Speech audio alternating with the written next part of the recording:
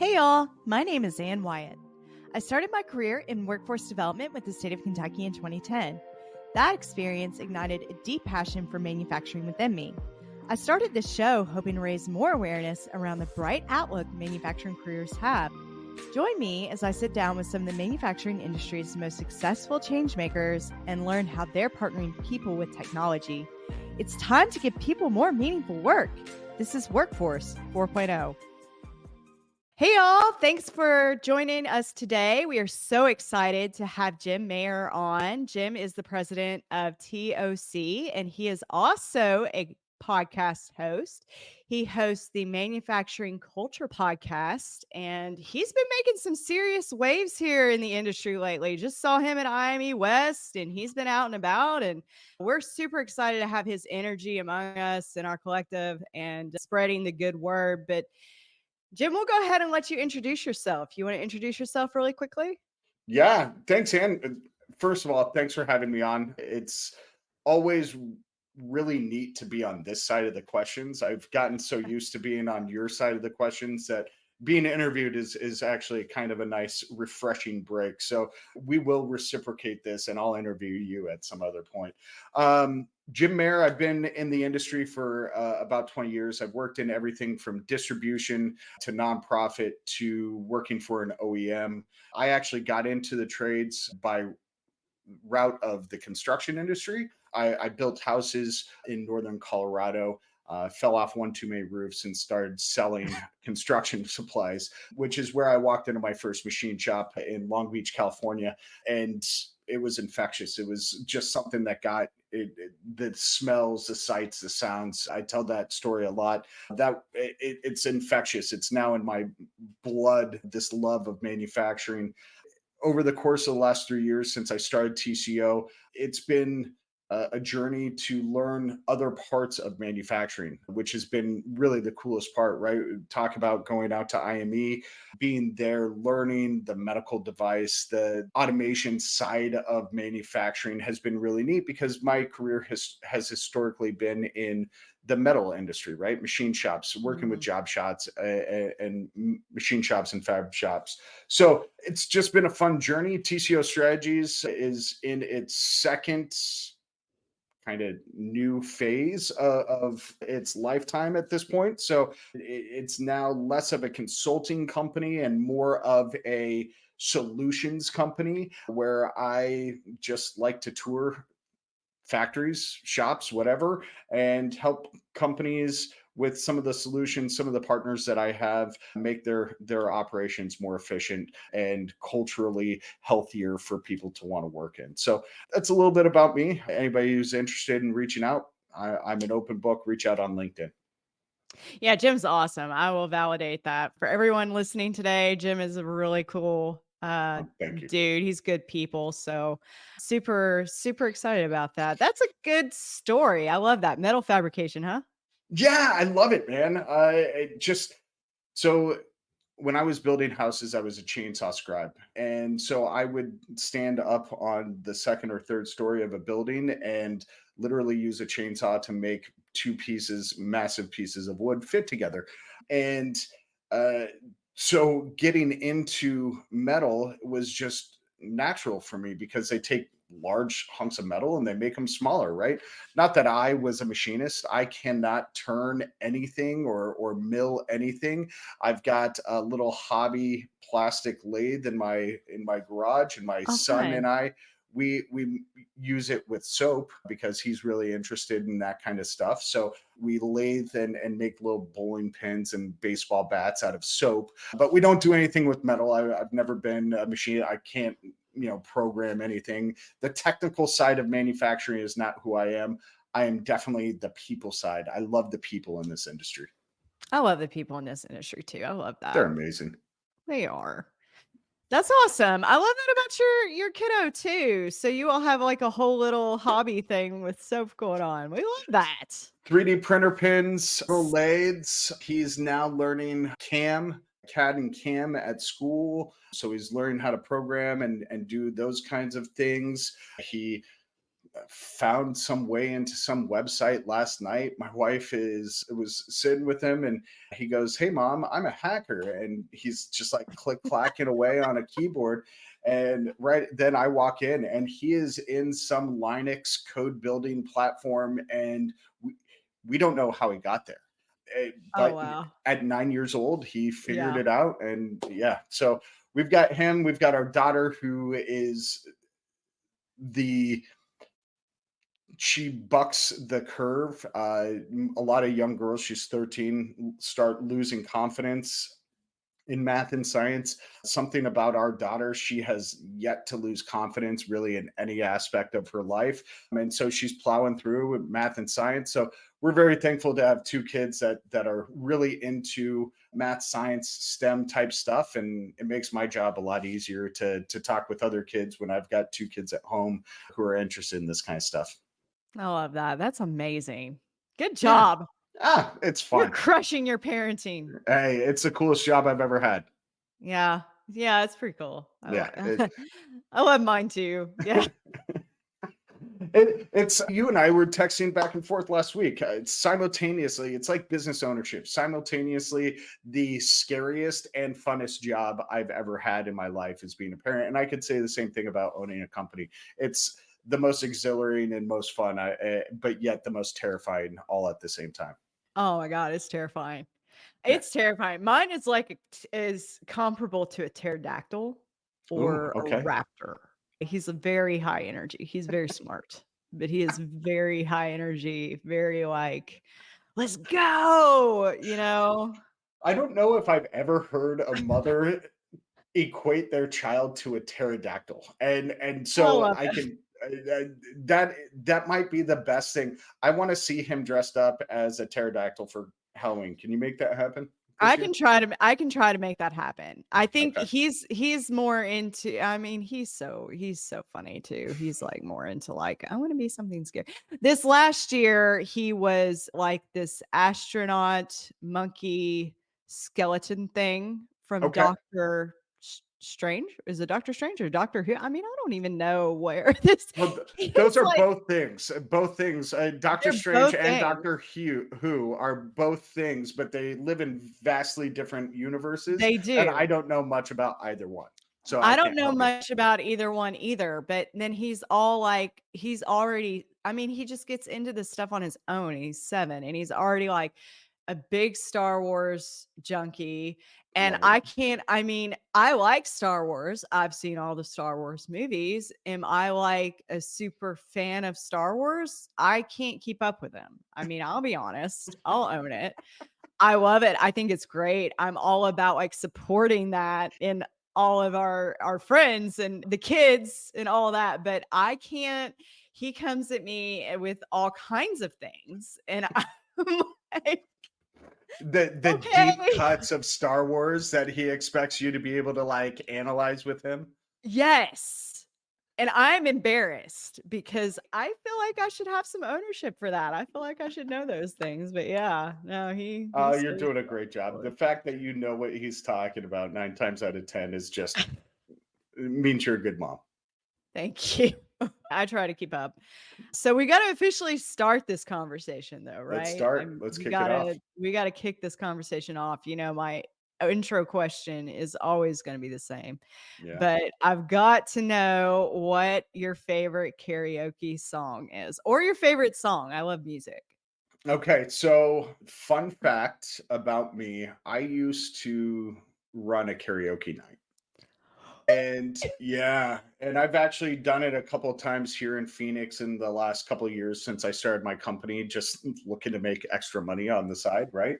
And I love karaoke, love singing karaoke. My wife took me out on my 30th birthday a decade and a half ago to karaoke as one of our first pre-marriage birthday celebrations together. My go-to song is Just a Gigolo by David Lee Roth. I've got the raspy voice that really lends itself to that era of David Lee Roth. So I can do a lot of Van Halen. I can do, like I said, David Lee Roth. I've done Ice Ice Baby Nice. before. And actually, if there are people who are listening who was at West Tech in 2019, they would have seen me fail miserably at Ice Ice Baby. I may have taken a shot right before I got up there, and I fumbled my way through, and I had to get the audience to help me finish it out. So, yeah, just a gigolo, to answer your question, is my go-to. If I show up at a karaoke bar, that's the first one I go to. I could not hang. I could not hang with that. I love that so much though. Like I love many things here. I love that you go and do karaoke nights. Like that's exciting. Please call me. Oh yeah, I'll Too, sing like anything. even if you know it's gonna tank. I mean, where's karaoke, y'all? Like, I mean, that's part of the experience, right? Absolutely. It's just putting Um, yourself out there in a way that isn't the most comfortable, right? Because you may be there with a bunch of friends, but they're only a fraction of the audience, right? So you're putting yourself out there in front of people that don't know you and have no idea who you are, and they are judging every second of your movement and your voice, right? And so it takes a lot of comfortability with oneself to be able to get up there and do that. You don't have to be great. You just have to be comfortable in your own skin.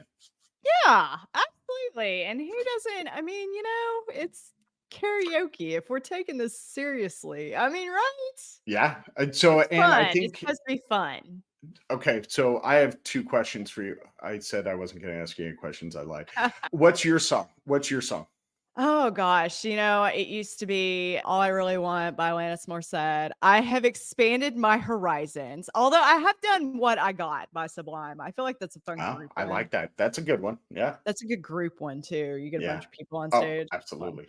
Yeah. I've done Lizzo's Truth Hurts. And Oh my God. I feel like I I have did to pretty see well that that. one. I Yeah. have to see that one happen live. Yes. All right. So, Um, question number two okay. is, can we make sure that our schedules align for at least one more event in 2024? And you and I, the Ann Wyatt agency and TCO Strategies, and any of our other friends in the industry that want to help put this together, we put together a manufacturing karaoke night at a local karaoke bar in whatever city that we're going to, whether it's IMTS or Automate or any of these other shows that are coming up. Can you and I work on spearheading a manufacturing karaoke night? Are you asking me to partner with you on a karaoke night? I am. I am. I In would front of love your audience. to. Yes. I would love to. That's so sweet. That Let's is. make it I happen. appreciate that. That Let's make it is. happen. And I think we've got enough people in our corner that like to work with you. They like to work with me and want to do something unique and different. And let's make it happen. I would love that. Yes, Awesome. I'm down. Yeah, All right. so if you're listening and you're hearing this right now, we are making it official. Yes. We are partnering and we are doing a karaoke event sometime here in the near future. So we'll have to get together and figure out which events And we're going to, but I'm sure we'll be at a lot of the same ones. if you're listening, put in the comments on whatever platform you're listening on. Put in the comments what show we should do this at, what event, what industry event we should do this at, and we will work together to make that happen. Fair enough? Yes. All right. I love that. I love it. Yes. Now I'm excited. Yeah. I've got something else to focus on. Yeah, because we need your input. We need you to come and do karaoke with us, and, we're Absolutely. here to make your karaoke dreams come true. Oh, let's make somebody famous, Ann. Let's Do go it. full like America's Got Talent type style or something like that. Let's do it. All right. Yes. All right. Yes. We could have a competition. Is this are we just spitballing this in real We life are right we are now? And this is like spitballing it's this in real recording, life like, this is on your happening. podcast. This Oh, is that's amazing. crazy. Yeah. Oh my gosh. All right. We'll figure out the deets, but All right. yes, let's do it. I'm excited. Cool. This will be fun. All right. Awesome. All right. So It's gonna be a great are time. we going to talk about workforce or do you want to keep talking about karaoke? Because I'm good either way. love this about us. We have awesome energy. Well, yeah, let's get into the workforce piece of it. And like more specifically, a big part of the workforce that I think we talk about some, but not a whole lot on this show, really, because we talk a little bit more about technology, I think, on this show than we Right. do culture. But I do want to have this conversation about culture and leadership strategies, Yeah. because that's kind of something that is your specialty. You work with companies that are interested in improving their company culture Yeah. and working with their people, which is the backbone of our industry, right? Absolutely. And let me preface this by saying I don't judge anybody's culture, right? My job, TCO Strategies, does not exist to go into a facility and tell somebody you've got a bad culture. Because what I've Mm-hmm. learned about culture is that it's very Mm-hmm. individualistic, right? It's not one size fits all for any industry, for any organization within an industry. So, my job is to not come in and tell manufacturer X, you've got a really bad culture. My job is to come in and say, I hear you've got high turnover. Do you know why that's happening? And 9 times out of 10, the answer is no, they don't know why. And so we then dive into that. And really, culture, in my eyes, in my experience, my world of work, culture, it can be boiled down to as simply as the alignment of values between the organization and its employees. Once you have that alignment between an organization and what the individuals who work for that organization believe, then you've got the foundation to build off of. That's where your leaders then walking the talk and living those values of the organization becomes so important. Does that make sense? That makes perfect sense. Yeah. I think, yeah, I try not to judge a company's I mean, it's kind of a matter of this is where we are currently present day. Right. This is where your goals are Right. at the end of the day, and this is how we get there. And this does not happen overnight. This Right. is an entire mind shift change. And this is literally going through person by person, talking to everybody and, Absolutely. getting the consensus on where the pain points are. Yep. Right. Absolutely. And so typically I start with, do you have a mission, vision, and values? And you would be shocked in at how few companies, regardless of industry, but we're talking about manufacturing. So let's keep it manufacturing specific. How few companies in our industry have all three of those like basic pillars of business. They may have a mission statement, they may have a vision statement, they may have 5 or 6 words that they've thrown on a wall and they call them Mm, values, right? But purpose. Yeah.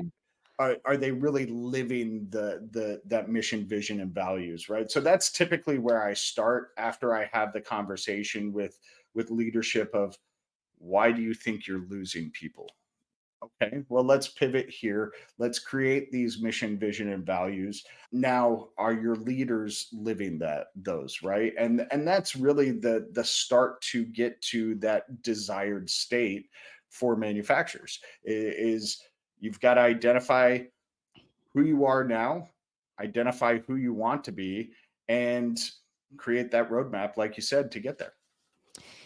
Yeah. So how do you come up with metrics for that? Are there metrics that you use? Are there different things that you notice in an organization? Where do you kind of get your baseline from to go Yeah, from there? and Or anything you can share that would be helpful to listeners out there that are, trying to make a decision on that currently. yeah, so that's the hardest part about culture, right? Yeah. Is it's hard for people to identify, how do we measure the financial implications of our culture, right? How do we measure having a healthy culture financially, right? How do we draw those correlations? So, the answer is, there is no answer that can be again shown across all industries, across all companies, because it all depends on what you're trying to achieve.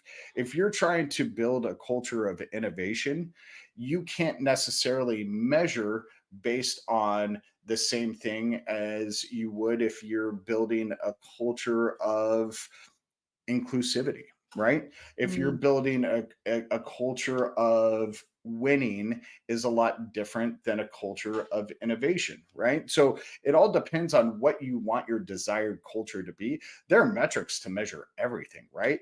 If you want a culture of winning, right? For example, if you want to say, hey, our culture is we win everything. We go out, we win jobs, we make sure our jobs are done on time, we win hearts and minds of people, we win, right? If that's your measure of success, then finding that metric that tracks to that is very important. And that could be anything from how many deals have you won? What's your on-time delivery rates? On the other hand, if your desired culture is innovation, then what's your scrap rate? What's your continuous improvement cycle like, right? There are different things to measure based on different desired cultures. So uh, people just need to ask questions, right? And What is it to you? You know, exactly. what is your value? I love that. That is awesome advice. Thank you for sharing. Yeah, absolutely. I mean, so many people and so many, I mean, I've got that whole shelf and a whole entire 3 shelf bookshelf over there filled with leadership books and culture books and organizational development books. And the one thing that I don't see in any of those is that it's individual. That these are Mm. all supposed magic bullets. They're magic wands that people can, just by reading these books, oh, poof, I'm a good leader, or poof, I've got a good culture, or poof, I've got top employee engagement, right? And that's not the case. The leadership development industry is I think it's $4 or $5 billion right now in 2024, right? And so people, and I'm not disparaging anybody who does that, right? You've got really smart people who do that, but they're trying to sell you their magic wand. They're not Mm. trying to help you diagnose and identify what truly works for you and those humans who work for you, right? So my advice is take a human centric approach. Put the people in your facility before the profits, because the profits will ultimately follow once your people feel like they are treated like human beings. I agree with that. I Sorry, I agree with went on a that little rant wholeheartedly. there. No, I think that's an important rant to be on. Because it is something in recruiting, I hear that too. No one wants to work. We have a hard time finding people. Our turnover is high. I mean, so my first question is, I always get such crap for this, but my first question is, well, did you go ask them? I mean, did you go Right. ask anyone? Have you asked Have them? you asked them? Yeah, absolutely. And that's what TCO does in the first part is we do a facility tour, we do a focus group with the employees, and we run an engagement survey right off the bat. And from that qualitative and quantitative data, we're able to say, okay, here's where you currently are in your facility. This is why you have a 62% turnover or 70% turnover. So, but people aren't listening. They're just not asking questions. They're not treating their people like people. They're treating their people like commodities. And that's the part of the reason why we're in the situation we are. Or they're being reactive to a situation, not proactive, and that is something that we touched in on before we on our pre-interview here. But being reactive in, maybe I've got, a handful of employees that are coming with to me with this problem, and really that's maybe it's either an isolated event, Yeah. or it's a lot of he said, she said, and you have to really take it at face value and really to deep dive in and investigate further. It's like, okay, well, let me go ask the whole team Yep. and get the whole picture Yep. instead of just, being so reliant on information coming from maybe 1 or 2 people, right? Absolutely. You gotta get like a whole sample, right, if you're collecting data. Absolutely. And yeah, we did talk about it before we started recording. And if anybody could have heard that, it was a great start to the episode. We just weren't recording it yet. But so many people, and I think that this happens regardless of size of organization, is people are very reactive to their employees instead of, again, taking the time like we've been talking about to just listen, right? Have focus groups, have an employee engagement survey.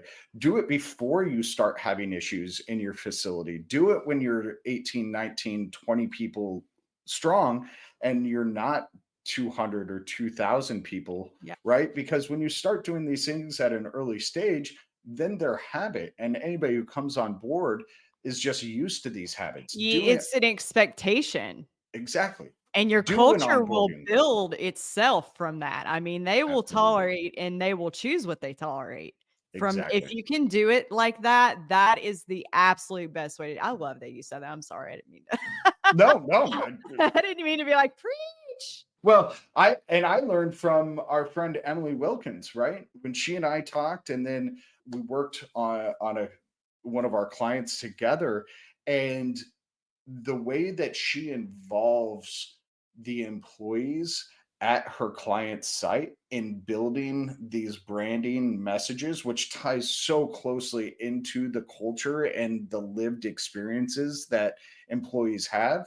The way that she's able to do that is just it's so heartwarming, right? Because then the employees feel so much more invested in the future of the organization. They may not be stakeholders, financially stockholders in an organization, but they are stakeholders, not stockholders, is what I meant to say. They may not have physical ownership of any part of that organization, but they do have ownership of the mindset of the organization. And if you can capture that, then you're doing a phenomenal job and they will never leave you. Yeah. I mean, it's true. They will be loyal. They will be the most loyal employees that you have, Yeah. if you practice these things. And I think a big challenge for organizations too is having that transparency and leading the conversations because I Right. think that speaks a lot to folks as well. If you can be transparent and lead a conversation and do it in a way with grace and tactfulness, I think Yeah. you're going to get a lot farther than just making kind of some executive level decisions somewhere, somehow, and then just rolling it out and saying, "This is what we're doing. Here you go." So I don't know if you have any advice for organizations that want to tactfully lead strategic conversations with their staff on maybe trying to improve their culture. What does your process look like on that? And like, how do we have those effective conversations? Yeah. Great question. When I work with an organization, we do a 2-day on-site to kick it off, right? And it's our assessment period.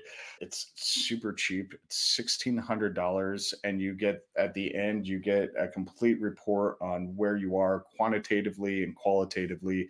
I do one-on-one interviews, focus groups, engagement surveys with the majority, depending, of course, on the size of the organization, but the majority of people I interview in a one-on-one basis and do the surveys and focus groups.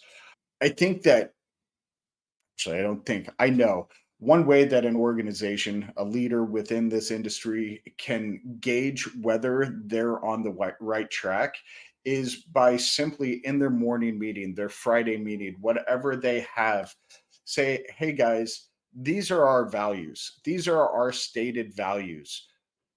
Do you feel like we live up to them?" It's a really, really quick and easy way to ask your people that question. And if you've got a good culture, you're going to get people to respond to that. If you have crickets, then that tells you that you need third party help. Is deafening. And that's important to note too, because a lot of times, like I think in manufacturing too, in HR and in culture, sometimes I've heard the statement, "The squeaky wheel gets the oil," a lot in this industry. Yeah. And I don't think that that's always the case. I think that sometimes that's indicative of a whole other set of things, but I think silence is deafening. Silence is your answer Yeah. in a lot of Because cases. you're always going to have that person who's the loudest voice in the room, right? Yep, You're always going to have that person. yep, And if you allow yourself to make leadership, organizational decisions based on that one loudest person in the room, then you're going to ignore the other people, the 85, 90, 95% of your organization, depending on how big it is, right? But if you listen for that silence as a leader, if you listen to the people who aren't speaking up and then go to them and say, hey, you didn't say anything in the meeting when we talked about our values this morning. I understand you may not want to have said anything in front of the group. Is there something that you can share with me one on one? You'll get a lot of feedback from that. But it takes being able to have those uncomfortable conversations from leadership's point of view to be able to even go in and have that, right? And, yeah. and again, that's why TCO exists, is so leaders don't have to have those conversations themselves. They can get the information, get the data from somebody like me. They can get the data from you, Ann, and the stuff that you do on the talent acquisition with the agency, right? Agencies like yours have the ability to provide such deep data S that I Yes, but and yet I yes, and a I lot am of your all about companies. just word vomiting that too, so I think a lot of to say that to just build on that really quickly and interject, Yeah. I think if you're not getting that out of your recruitment agency, that's something you need to think about. But go ahead, sorry.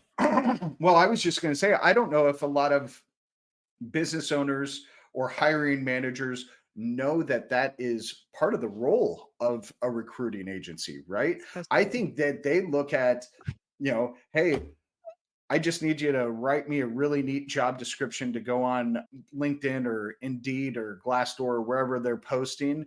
And I expect you to bring me, a short list of 12 candidates or 6 candidates or whatever it is. But they don't leverage the experience, the knowledge of the recruiter to actually make better hiring decisions. I agree with that wholeheartedly. No, I know I'm I preaching to the choir here, but I mean, maybe somebody out there didn't know that. I think I know, I'm sorry. No, I mean, your listener base, my listener base, mine's not large. I just hope that every time I hit the record button, one person learns one thing. That's all Yeah, I'm looking for. I'm not looking to set the world on fire. I'd love to, but I'm I not am. looking. Okay. I'm just looking to have great conversations and have one person learn one thing. If I I can achieve that, then I'm doing my job. I appreciate that, Jim, I really do. I think you do a great job at it. Oh, thank you. I do. Now I just, And I yeah, yeah. gotta figure out how to monetize it, and that's the wild part. Yeah, so I do think that you're doing some amazing things in the community and really, like, contributing your voice in a very meaningful way. Your interview Well, that you thank you. had at IME West, I believe that you spoke with Miss was it Sammy Birch. Sammy? Yeah. That was a really good conversation, and I was all about it. I don't know if you Yeah, saw me. I did. And that was a really, again, unique experience. Not only was I being asked the questions, but I was sitting at a news desk being interviewed by Sammy, who I talked to virtually, but never had really had an in-depth conversation with in person. But we had clicked, and so when she asked if I would do that, if I was going to be there, I said yes. It was a great conversation. We talked about workforce development. We talked about the podcast. We talked about TCO. We talked about a lot of different things. But I think what a lot of people who follow me don't understand is all three of those things all tie so well together, right? Like I started my company to achieve one thing, I started the podcast to achieve another, but they tie together, right? The podcast tells the stories of people who have good cultures, right? Then the board that I'm on for Skill Up, that helps build this funnel and listen to the voice of these apprentices that are coming into the system, because those are the future voices of these organizations. So it's all tied together. I just didn't do a very good job of listening to Emily and tying my brands together, so now that's what I'm working on. Well, no, I think you do. I think you do a great job with it. I see that too. I think as a small business owner, it's really difficult to if you're running multiple brands. It's I struggle with that all the time. It's So tough. no It's judgment here. Well, because when I started the podcast, and I purposely kept the brands separate because I didn't want it to look like I am shilling for TCO Strategies by having this podcast, right? I Right? wanted to have these important conversations, but I didn't want Yep. it to look like it was coming from here.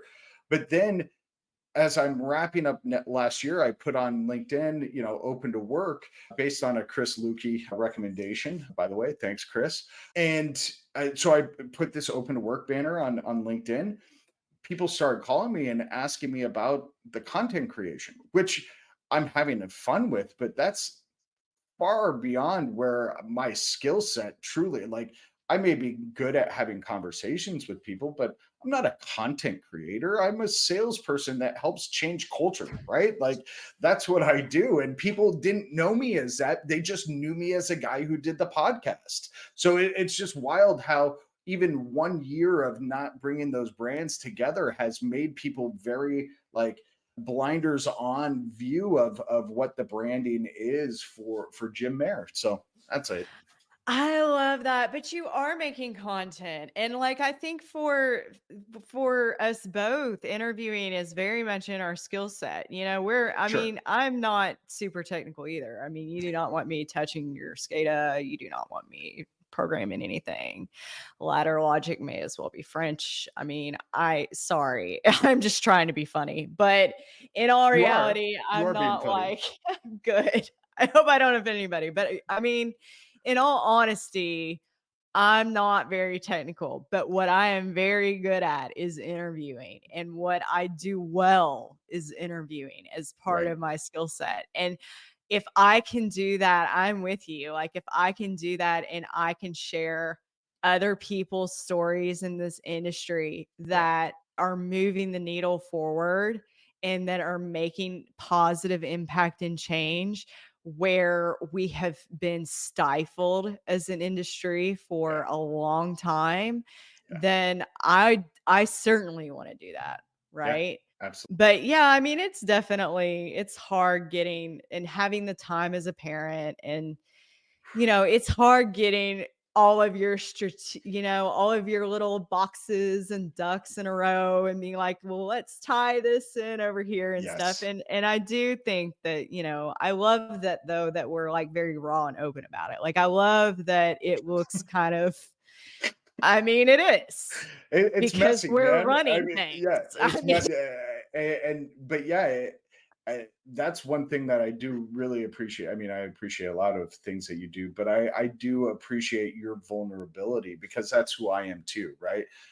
Like I said earlier, I'm an open book. If somebody wants to ask me anything about me, my background, whatever, I'm open to it.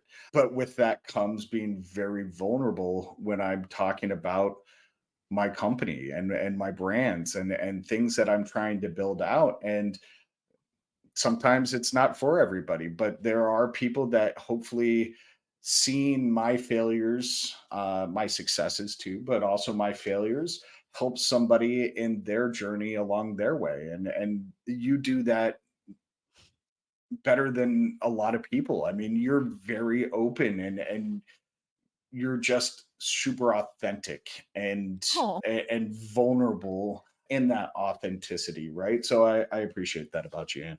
oh, thank you, Jim. I'm all about the people, and I am probably the most humanist human you've ever I I'm love it. superhuman. I The mean, most humanist like, human wearing not a +1 robotic shirt. And so I love not only the statement, but I love the irony as well. thank you. Because humans rule and robots work. Well, yes, and eh, robots are designed to take those tedious jobs that we don't want to do, right? That's And exactly right. we just as a species, we got really in a tizzy that they were going to take our jobs instead of make our jobs easier. So I think we just need to adjust our expectations.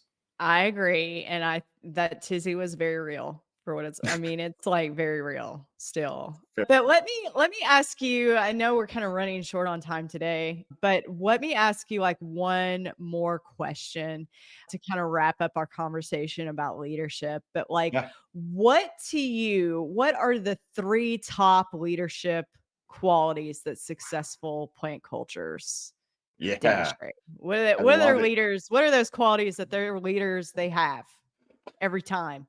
Number one is the ability to communicate. That is it, it's paramount. If somebody can't communicate verbally, written, that mission, vision, and values, can't communicate to an employee how their values align with the company's values, can't communicate what the tasks are, then you're sitting in the water. You're dead in the water, right? Number two is empathy. Empathy is being able to put yourself in somebody's shoes, right? So I was when I'm teaching my empathy course, I talk sympathy is feeling for somebody, empathy is feeling with them. So your ability to feel with somebody as they're going through things, envision yourself in their shoes, not necessarily empathy is not necessarily saying I've been there. Empathy is saying in your head I've been there, but to that person that must be really hard. I can't imagine what you're going through right now, right? So having empathy is number two, and number three is do what you say you're going to do. Walk Mm. the walk, walk the talk the walk, however you want to put it. Being able to do what you say you're going to do as a leader really sets you apart because there are a lot of people who say one thing and do the other and or put on a wall or on paper that they stand for X, Y, or Z, and then they don't do those things, right? So I think that those are the three that I've seen, the three things that set leaders apart from others: communicate, empathy, and walking the talk. Yeah, lead by example, right? Absolutely. That's right. I love that. Absolutely. Well, Jim, do you want to tell our audience today what the best way to reach you is? Yeah. Because you are growing in popularity on all platforms. I see you on the TikTok. I see you on The LinkedIn. TikTok. Yeah. I, I call it the TikTok I because love it. I that just it made again, me I'm old, feel so I like to it get made me myself. feel my age right there when you said the TikTok. But Yes. yes, you can find me on the TikTok. You can find me on Instagram, Manufacturing Culture Pod, MFG Culture Pod on TikTok. Best way though to get a hold of me is to find me on LinkedIn. If you're not on LinkedIn, you can go to tcostrategies.com, send me an email or a message through the website. But LinkedIn, Jim Mayer on LinkedIn is the easiest way. I respond to all the messages I get, even though it may take me a couple of days. I'll get Takes to me it. forever. But yeah, that's the best and easiest way. If you're not on LinkedIn, just go to tcostrategies.com. You can find me there. Awesome. Well, thank you so much, Jim. I appreciate your time today. And thank you to everyone listening. Looking forward to our next event and Karaoke, doing a whole manufacturing karaoke karaoke. party with Let's you. do it. This is Yes. going to be a blast. I can't wait. America's Got Talent has nothing on Manufacturing's Got Talent. I love this already. Let's All right, do it. Jim. All right. Thank you so much, Ann. I appreciate you having me on. I loved our conversation. You're great at what you do. Look forward to working with you in the future. All right. We'll see you soon. All right. Thanks. All right. Bye.